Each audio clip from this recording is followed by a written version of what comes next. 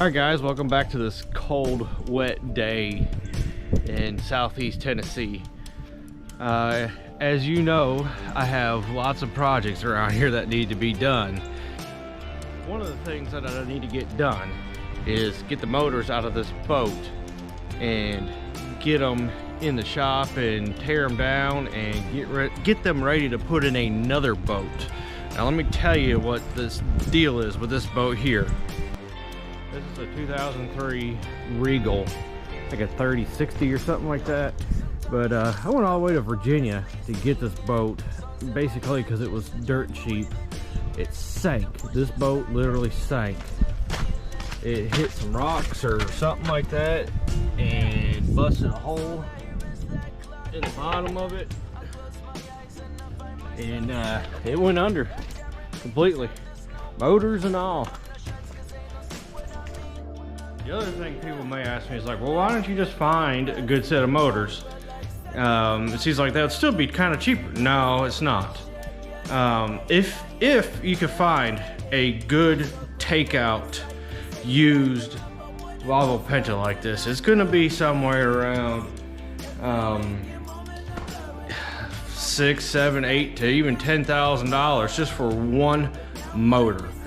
And the odds of finding two that are a matching pair, that's a really hard find. The only way you're gonna find them is if they were taken out because they're almost wore out and they need to be rebuilt anyway, and they still bring lots of money.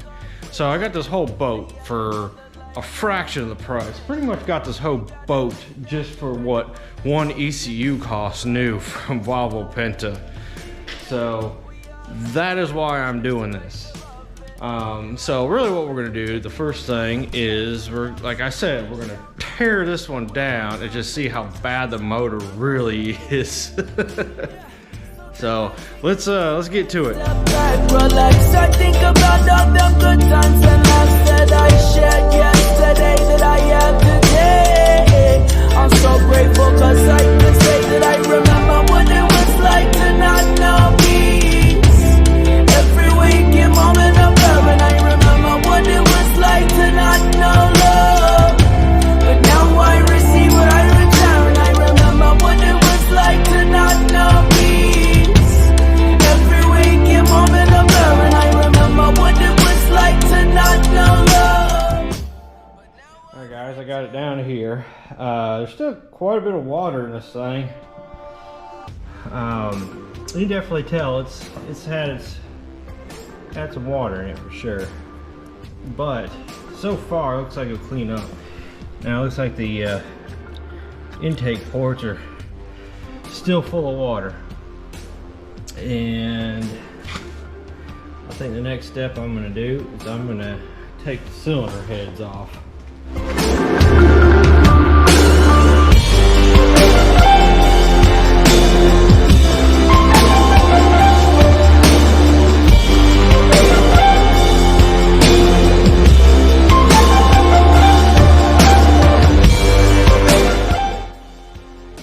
Alright, here we go. And it honestly does not look nearly as bad as I thought it was going to look. Surprisingly. You still see there's quite a bit of water and corrosion in there, or just some sort of crystallization going on. But you can see some of my sauce got down in there, but definitely not here. But yeah, I don't know what the heck is going on here. Rust or something, I don't know. But the next thing to do is to we just need to get this thing on the stand and take it all the way apart and just kind of check it out. The heads are pretty gross looking too, but alright, now that we got it on the engine stand, let's take it apart and see what kind of garbage we really are working with here.